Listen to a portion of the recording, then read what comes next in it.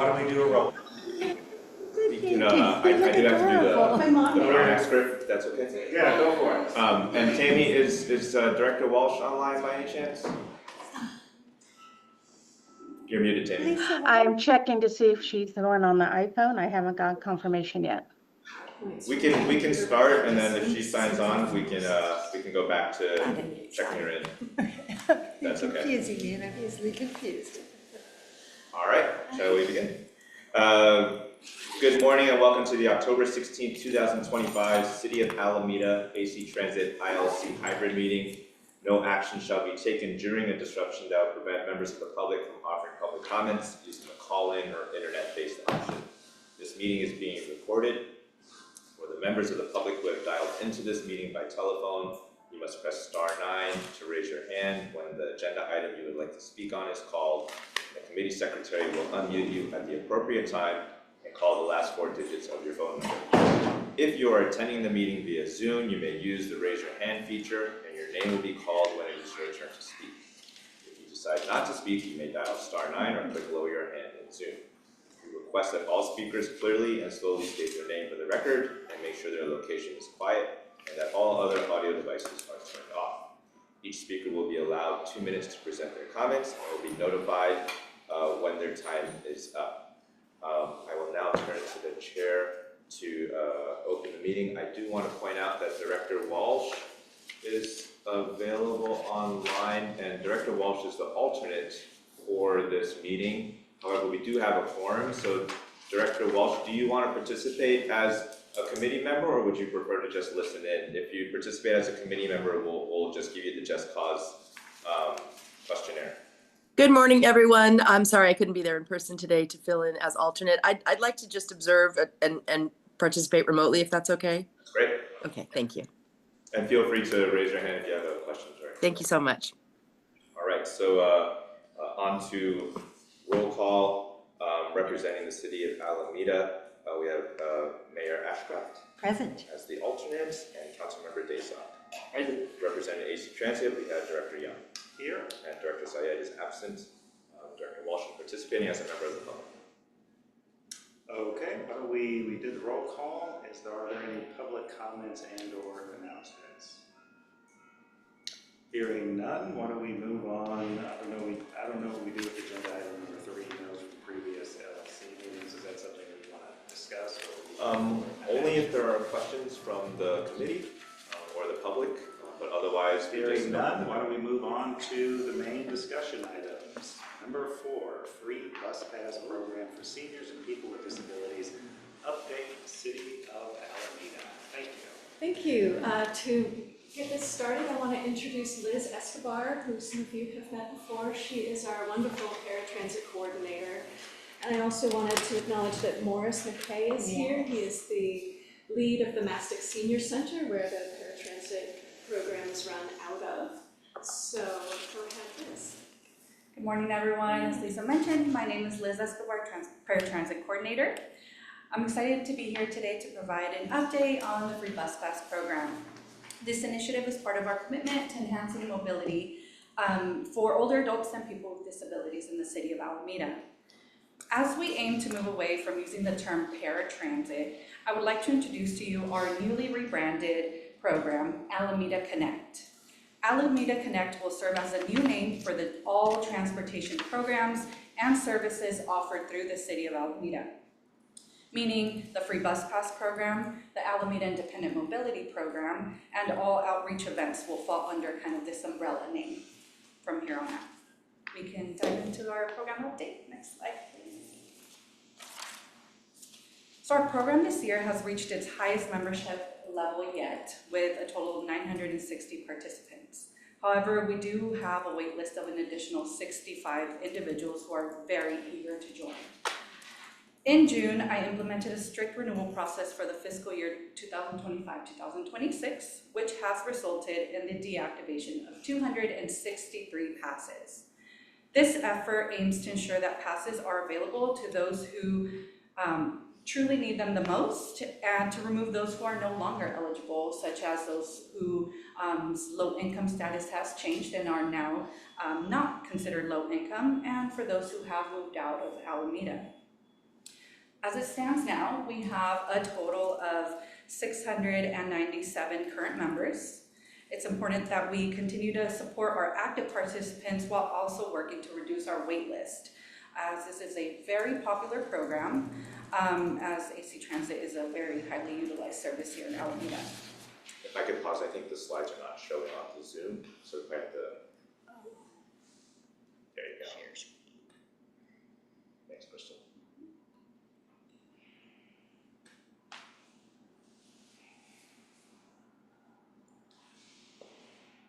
Oh, you gotta, Do you have there there? Okay. you go. Thank you. Looking ahead, we do have plans to begin clearing our wait list in November. I'm super excited about this because I have at least 2 people every single day, even on my days off, and Maurice can attest to that, who come in and inquire about the free bus pass program. And we have to turn them away because it's currently closed. Next slide, please. So before I end, sorry, next, thank you. So before I end, I'd like to take a minute to just briefly touch on these lovely pictures shown on the screen. I'm excited to share that I recently launched a new travel training workshop designed to help older adults and people with disabilities gain the knowledge and confidence they need to travel independently and safely using public transit systems. The workshop included a brief presentation followed by a field training trip using AC Transit bus. For the first trip event, we did travel together to a local farmers market. The trip was very successful and we received overwhelmingly amount of positive feedback from the attendees, and I look forward to providing more travel training workshops monthly or quarterly throughout the year. With that, I would like to close with a huge thank you for your continued support and commitment to providing transportation accessibility in Alameda. And any additional information, you can click on our link and we have information on our programs there. Thank you for your presentation. I'll open it up for any public comment first, and then we'll take questions or comments from members. Any questions from the public? Okay, hearing none, I will open it up to the floor here. I believe the mayor has a question. I have a couple of questions. Thank you for that great presentation, and I'm very enthused about this program. What I'm trying to understand, and maybe you can help me, is if the highest program membership was 960 and the current membership is 697, why do we have a wait list at all? So we did just finalize a renewal process where we were able to reduce the number to 697. We just concluded that at the end of September, and we're hoping to take the opportunity to look at our cost and member and ridership levels in the month of October to see if the trends did decrease a little bit, so we can begin to open up the program. I can add just a little bit more to Okay, is that. it a matter of the It's, funds so available? we're at the peak of what we can afford. I see. And coincidentally, the number of people that were removed from the passes after the enrollment period, enrollment renewal period, was about the same as the number of non-active enrollees. So you see we have 290 people who weren't using their passes on any given month. And then we had 263 who didn't renew for whatever reason. So we know that some of those people are the same people, because why would you renew a pass that you're not using? So we just want to watch the ridership for the month of October, 1 month, and then make sure we can afford to let people off that wait list. We think we'll be able to, but it has a little bit of uncertainty. And so that we're just taking 1 month extra to. Okay, I get the explanation, and so is a participant considered non-active if they haven't used the pass for 1 month? Or is it more than that? Because I just think that someone could be ill, somebody could, Sure. and there could be a number of reasons besides that they're choosing not to use this anymore. And at the same time, when we're talking about 1 month, 1 month can be a long time for someone who has a hard time affording transit and needing to get places, but I can see there's a process in place. To clarify, we didn't remove the non-active people, we removed the people who didn't re-enroll, I see. whether because they didn't have, they weren't low income or they weren't residents, or they didn't do it. So the non-active is just, on any given month, we had about that number of people who didn't use it. And so there's some uncertainty about which ones were the ones who weren't using their passes, that didn't renew their enrollment. We're just taking a month to see what the trends are. Okay. And before you remove someone, do you reach out to them? We did make an effort to Yes. reach out to them a few times. Okay. It was a long process. It started in June Oh, Yes. and concluded in the end of September. all right. And last question, and I love that you did the training recently and took folks to the farmer's market, and you mentioned for both seniors and also persons with disabilities. Have you ever done a presentation about this program to our Commission on Persons with Disabilities? No, this was our very first event, but I would love to. Coincidentally, I'm in the process of interviewing applicants there's an opening on the Commission on Persons with Disabilities right now. And so when I talked to Lily and Jules this afternoon, because we're going to finish our interviews, if it's okay, I could mention that this would be a great program to have presented at the Commission. All right, thank you so much. Following up on her question, unless there's an additional question, with respect to the waiting list, are you guys, for the people who are on the wait list, are you suggesting that they enroll in the Clipper Start program as a means of at least lowering their costs while they're on the wait list? I know this has been an issue of discussion at AC Transit of how to get more people enrolled on that program. Any thoughts or comments there? Yeah, so what I've been doing to kind of supplement that, having them on the wait list, is I do have Kim Ridgway from AC Transit's Accessibility Department come in every month, the first Friday of each month, and she issues senior Clipper cards. The majority of the folks are over 65, so they come in and they'll apply for the senior Clipper card. But I have not been suggesting the smart card, so that would be another great resource. Okay, we would really appreciate seeing Absolutely. increased enrollment on this. Any work you can do on that would be much appreciated. Yeah, certainly. It sounds like you guys are at funding capacity, is that correct? Yes. Well, it turns out, and Mayor can chime in on this, that potentially the passage, if there is the passage of SB 63. Oh, SB 63? Which one? Oh, okay, sorry. Well, it passed, well, the governor Yeah, well, the signed it. governor signed it. Assuming the actual ballot initiative Right. passes, there's gonna be there's estimated to be an additional $10 million coming to ACTC that is gonna be awarded in some sort of way that's up to the discretion of the body. I know that I'm pushing for that money to be awarded to the free student bus pass program, but it certainly makes sense to open it up to free senior passes as well. As well. And I just want to put this out there for you guys to talk to your member on ACTC and, make sure that we push for that, assuming the ballot measure passes. Assuming it gets to the ballot. Assuming it gets to the ballot, and we have a couple of hurdles. but- We're assuming that. It's going to take all of our work. So unless there is any additional comments on this item, I want to thank you for your time. And why don't we move under item 5, realign implementation update AC Transit. Sure, I can take this one, and then Mike can jump in with any details. Good morning, Robert Del Rosario, Director of Service Development and Planning for AC Transit. As many of us in the room are aware, we implemented our Realign New Network Plan on August 10th. So it's been in service for about a couple of months, just over that.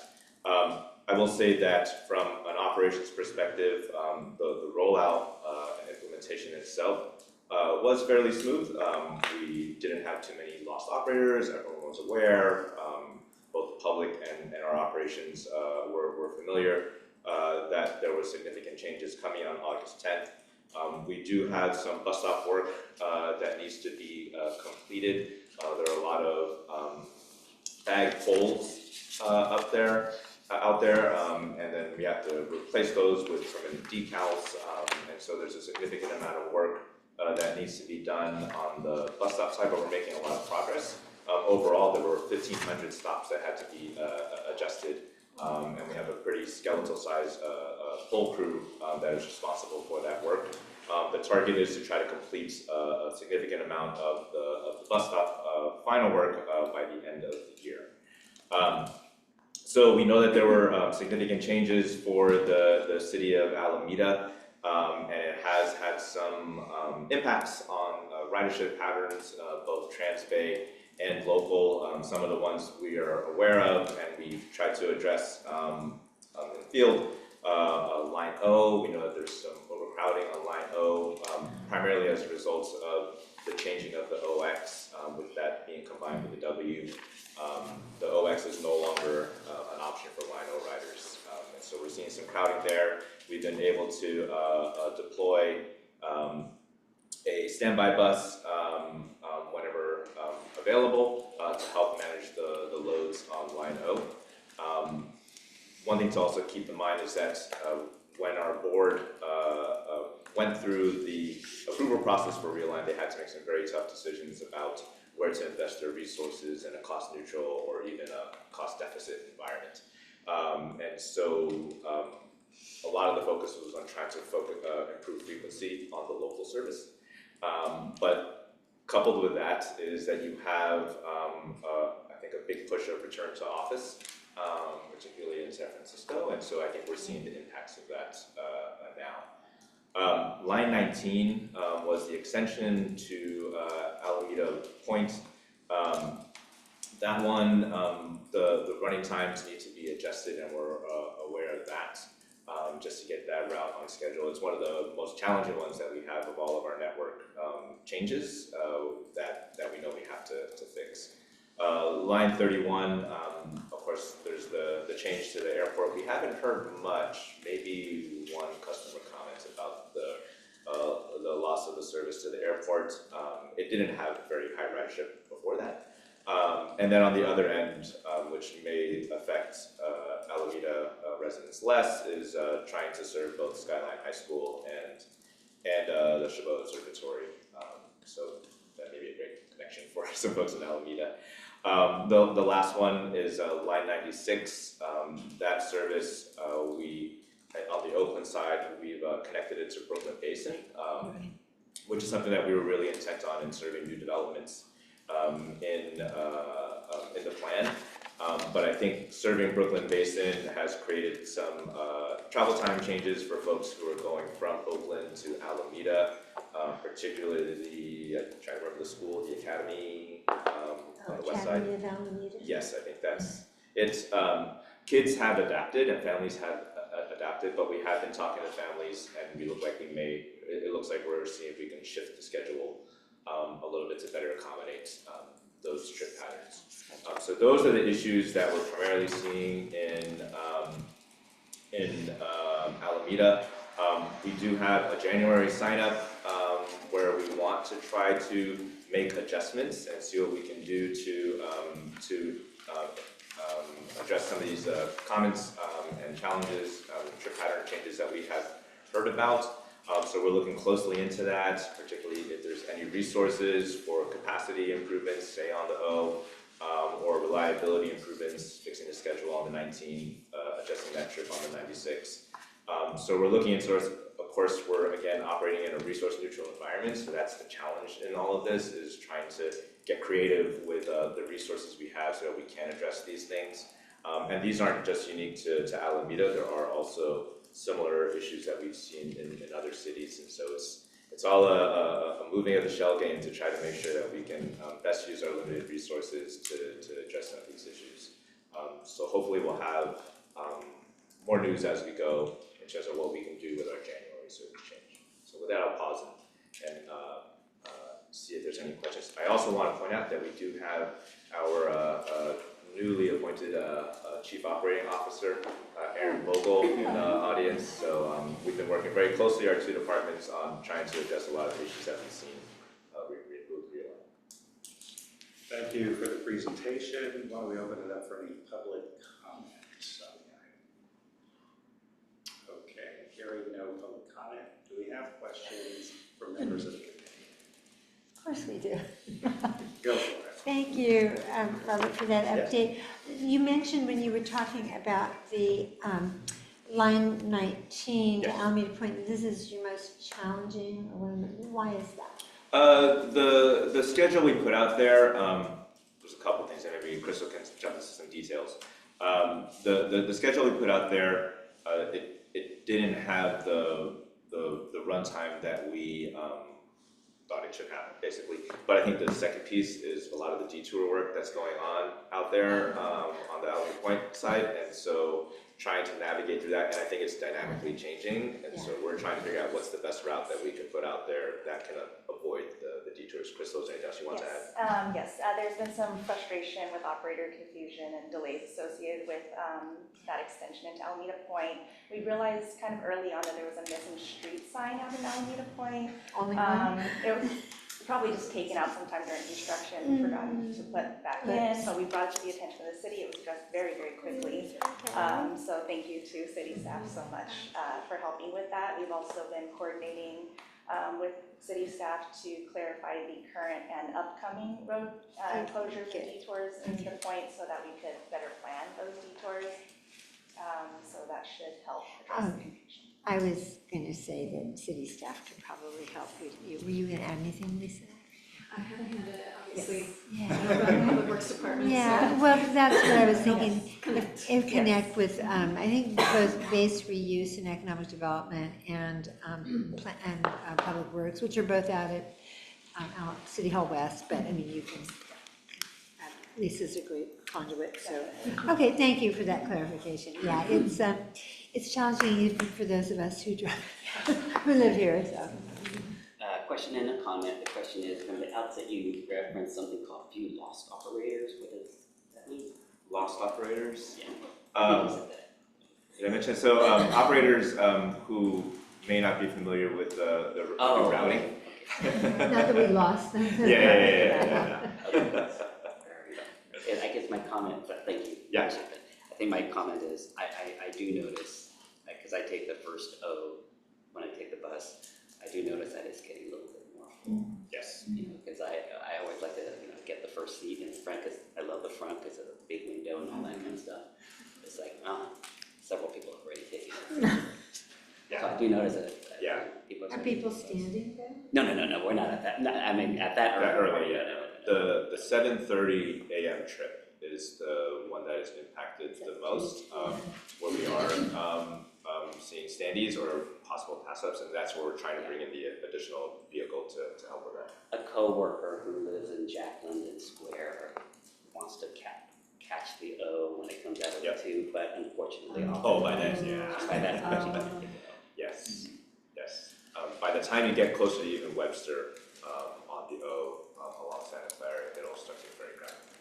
Okay, thank you. Any additional questions, comments? Hearing none, why don't we move on to item 6, named Measure BD Bus Project Repurposing Update. City of Alameda. Floor is Take that. yours. Thank you. Lisa Foster, Transportation Planning Manager for the City of Alameda. I'm just going to give a very quick verbal update on this one. As you all know, the city has been working toward repurposing the funds from the named Measure B, the bus project that was in the 2014 Transportation Expenditure Plan for Measure BB. Most recently, it was set aside for the Ralph Apposado Memorial Parkway bus lanes project, and then the realign process did not, identify that as a next step, and so we are repurposing it for transit-focused multimodal projects on Lincoln Avenue, Marshall Way, and Pacific Avenue, Stargell Avenue, and Westline Drive. And this body discussed it in January, and then the City Council approved the concept in May, and the AC Transit Board in June. So the update is that at the end of September, as you know, the Alameda CTC Commission voted to initiate a 45-day comment period to make this amendment to the TEP. That comment period ends in mid-November. And then at that point, Alameda CTC staff will return to the commission to report on any comments received and to recommend final action. And then that would, approval of the final commission resolution would be early next year. Great. So that's it. Public comment on the item. Okay, hearing none. Questions, comments from the floor? Thank you for the update. We are well aware of it, and obviously we'll continue to work together to hopefully get it passed at ACTC. We were in the room when it happens.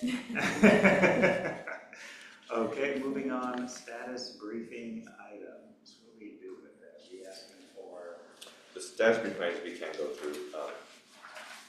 Quickly, let's see.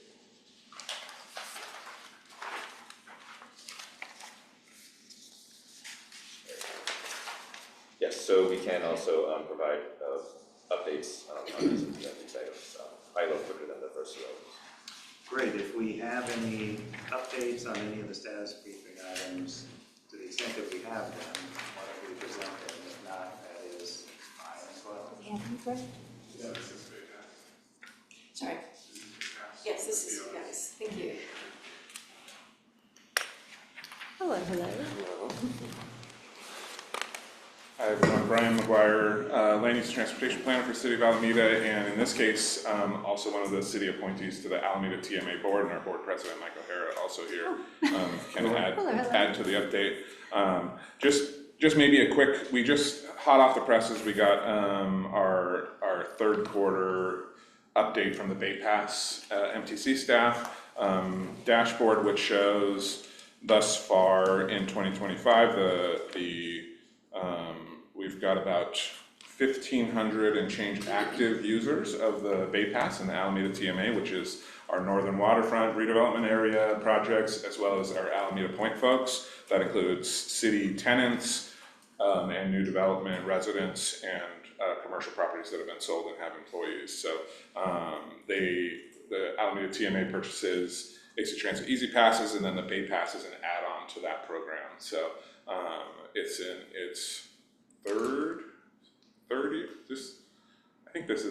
this is the second full year of the Bay Pass add-on, and we're seeing thus far about 148,000 trips through October on the Bay Pass, and 33% of those trips are on AC Transit. Really sort of, you can kind of get an idea of pretty balanced ridership on this pie chart, showing AC Transit as the leader with 33%, although the ferry is catching up to y'all with 30% of the riders, as well as 22% on BART and 13% on Muni. And then, it's good on all 22 transit agencies in the region, so folks are using it for Caltrain and even the Smart Train up in Marin County, et cetera. So, we've got folks who are using it a couple times a month, as much as people who are using it as much as 4 times a day. So really seeing some people doing trip connections between agencies, really reducing those barriers. Next steps on the Bay Pass, we're actually meeting with Bay Pass staff today to discuss the sustainability of the program. We pay full fare to all the agencies. They have to do this sort of projection on the ridership, and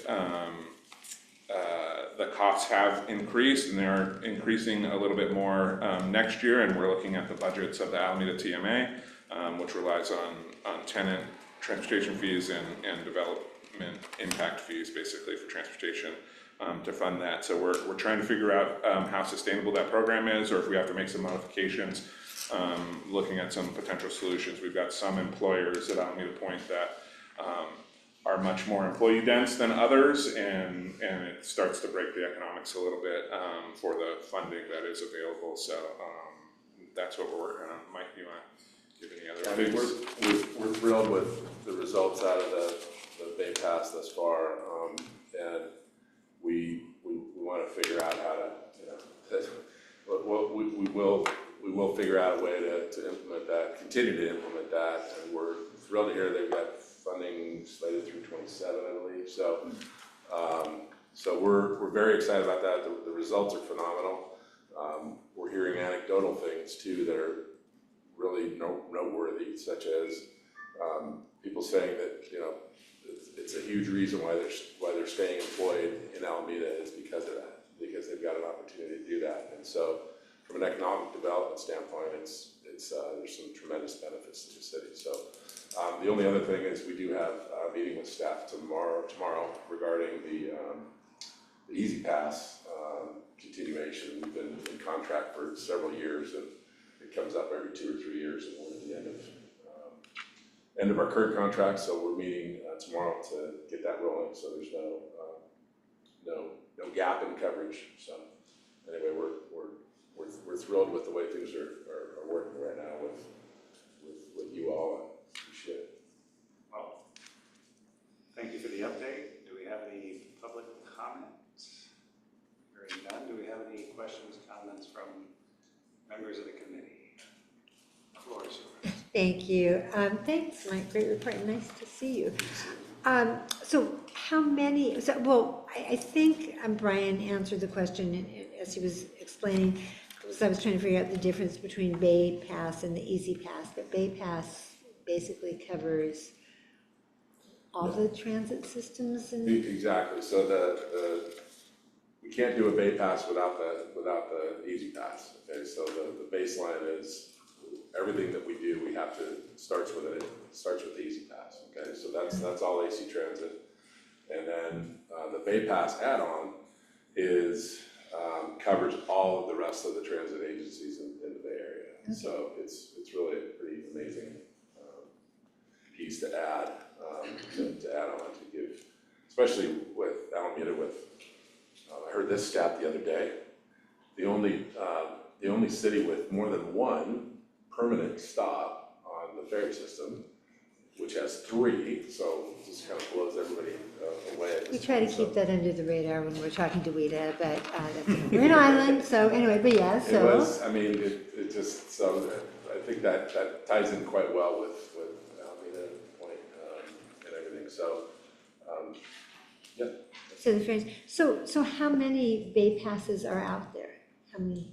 So we have currently 2,600 eligible participants from whether it's the residential projects or the employers. Mm-hmm. Although that number may be a little bit outdated, it needs to be updated similar to the senior bus pass program, and going into next year to make sure we've got the right number. And there's 1,537 of those eligible are active, which means they've actually used their passes this year. So that's a slight decrease in utilization in terms of number of active participants from last year, and we think some of that might be folks who have maybe dropped off or not using it. And we're in the midst of some staff turnover at the TMA. It's a mighty 1.5 FTE organization, so it could be, as we're onboarding our new general manager, hopefully imminently, we'll re-up that outreach to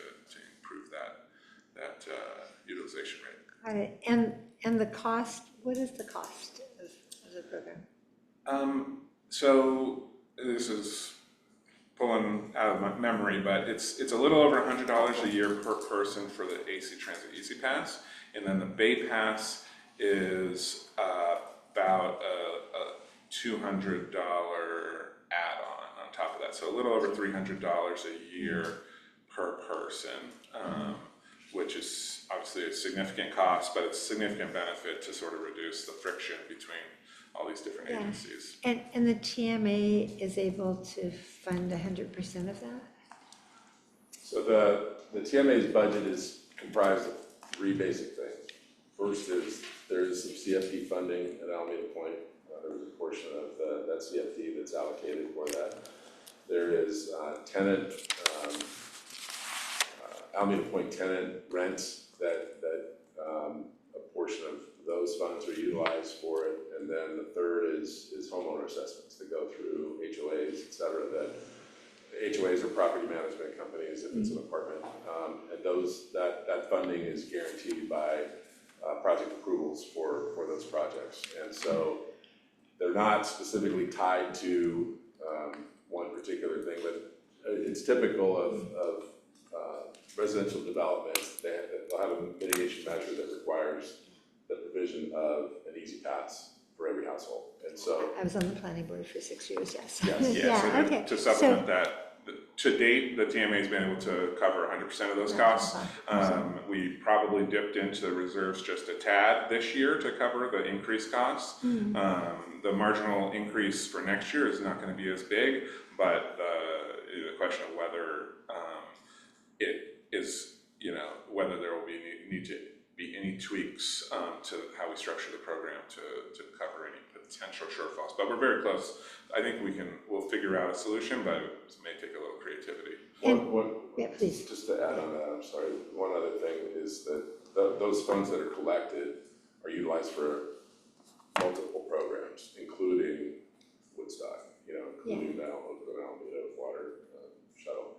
So it's trying to tie a direct correlation between one and the other. There's all that money kind of goes into a pot, and the TMA distributes it for their various programs. And when you say there's 2,600 eligible participants, 1,537 active, but are we just paying for the 1,537 active? No. So it's an insurance model, right? Oh, So I see. everybody who's eligible Yeah. pays. I think the Easy Pass model is maybe a little bit different. There may be a price break, I think, for the bulk discount. The Bay Pass add-on, the way that MTC was able to get the agency buy-in was that the Bay Pass pilot would fully reimburse agencies for the cost of the trips taken through the Bay Pass model, which, for MTC is a policy question. For policymakers is there a way to get the agencies to buy into this idea? Well, people are taking, I think Bay Pass would tell you, potentially 40%, 40% additional trips because they have the Bay Pass.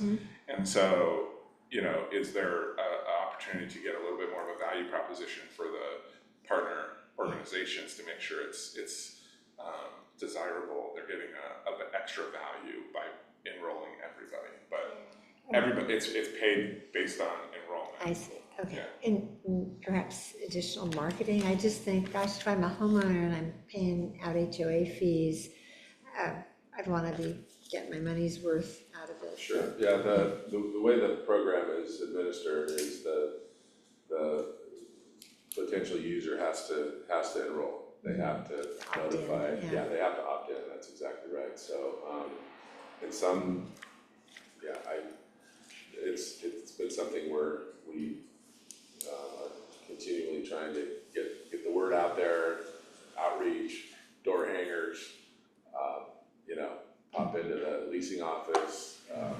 All of those kind of touch points are really important, and we do implement all of them. So. And one of the reasons the cost went up so much in the second year was, turns out, we used a lot more transit than the Bay Pass folks thought we would in the first year, so they had to sort of adjust. So the more we use, the more, the current structure of the program, they're gonna essentially adjust the cost of the program for us for the next year, right? And so they're sort of looking at past data to project the cost of the future. So yeah, sort of, we are doing that outreach, but it also, the more we use, then the program, every successful program ends up being short of funds. All right, well, that's a great program. Thank you for all that information. Thank you. Thank you for your comments. Why don't we move on to item number 8, if we have any updates there. So you said, do you have an update on OAP, or do you want me to? Either way. So Oakland Alameda Access Plan, I think we're all very familiar with this coming construction for what will be a great project, but of course we have to go through construction phase. This is a project led by ACTC in conjunction with Caltrans to better connect the tubes to 880. So the construction itself will have significant impacts. I believe construction will start in the beginning of the year. And yes, and I think the start will be with the Webster tubes, Webster tube, and then that will have like a 6-month period where the single lane will be going through the tube, and then I believe the Posey tube follows with a 12-month period where it will be a single lane going through the tube. Obviously, there's lots of impacts to City of Alameda residents, also AC Transit riders. There are lots of meetings and coordination meetings going on with ACTC, both on communications and planning. From my perspective as the head of planning for AC Transit, there will need to be a decent amount of collaboration between now and the end of the year to make sure, or even just to understand what the real impacts are going to be to transit. Fingers crossed, this is like a LA Carmageddon situation, and people are going to figure out other ways to travel, but we can't plan for that, obviously. So we have a decent amount of work and coordination to do here to figure out what will be the best thing to do for our transit service, as well as how can we adapt as the project progresses in construction. So I don't know, Lisa, if there's anything else you want to add to that update. I can say, Caltrans doesn't yet have the full proposed schedule from the contractor yet.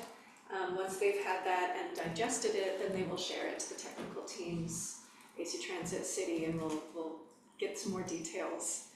I know that Caltrans, which is taking over communications for the project for construction, are planning, once they have a schedule, so some months down, public workshops in Alameda and Oakland. Any updates on the bus only lane on 7th Street? Only that the City of Oakland has committed to it, which is a big plus for us. And then as well as anything that we can do about optimizing signals for transit along Broadway. I imagine that left turn from Broadway to 7th will be a challenging one during construction. So Oakland's doing what they can. Again, it's a condensed period of time, so we just gotta start moving and make sure these things go into action. Okay, any public comment on this item? Hearing none. Any questions or comments from members of the committee? Mayor, the floor is yours. So I'm the vice chair of Alameda County Transportation Commission. I will say that our new executive director, Tony Tavares, is taking this project extremely seriously. I finally feel that Alameda is getting the attention and recognition that it deserves. That this is, and as I've told them, I'm a huge proponent of this project. It is not only getting cars from the tube to 880 faster, it is the pedestrian safety aspect, getting through on there when you turn onto 7th Street, when you come out of the tube. People have been hit, people have been killed, and it's also the air that the residents of Oakland, Chinatown, and West Oakland are breathing, and the higher asthma rates and all that. So the benefit is going to be wonderful, especially for Oakland. All of the burden, virtually all of the burden, most of it is on the City of Alameda, but we get it, it's worth it, but it has to be done to get our public transit users and public safety and people who live and work on and off the island moving.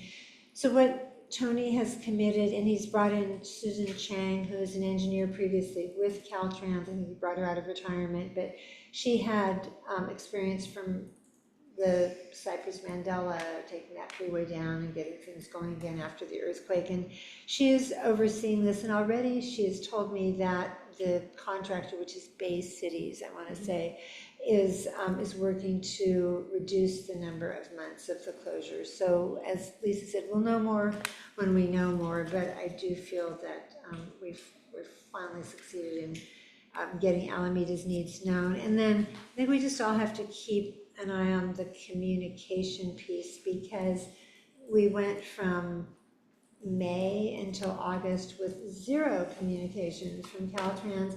They had last said that, well, the bids came in over budget, true fact, but it didn't, the project didn't stop. And so then the rumor mill started, and people were, oh, this is going to happen, and they're going to build a bridge from Oakland to Alameda, and that's going to take care of it. Well, they will eventually, but not before this project. But so I really leaned on them to, you got to get out of monthly communication. I don't care if all you're saying is, Nothing has changed since last time, but heck, we do have a contractor, even though the bids came in over budget, we've got a contractor and they're moving along. So hopefully, and we will all lean on them, we'll get that regular communication between now and the project start date. But AC Transit, you and public safety are like top of mind for me to make sure that your schedules can be kept. This is just so important. Thanks. Thank you for your advocacy. I appreciate your support on the board. Yep. Why don't we move on to item 9, if we have an update there. We have Will Buller, our traffic engineer. To give us something for you. You wanted me to get. Oh, go for it. Yeah, hello, Will Buller, AC Transit traffic engineer, but I'm here supporting Maria, who will be given a. You've been introduced.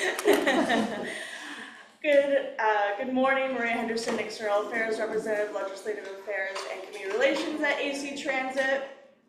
So with the Park Street TSB project, Transit Signal Priority Project on Park Street in Alameda, that's from Blanding down to Otis. We have been coordinating closely with the city. We've completed the first stage of design and we're proceeding to the final stage of design. There are 2 steps in the design process and we've completed the first step. We are trying to complete this work before the Oakland Alameda Access Project per the city's request and direction.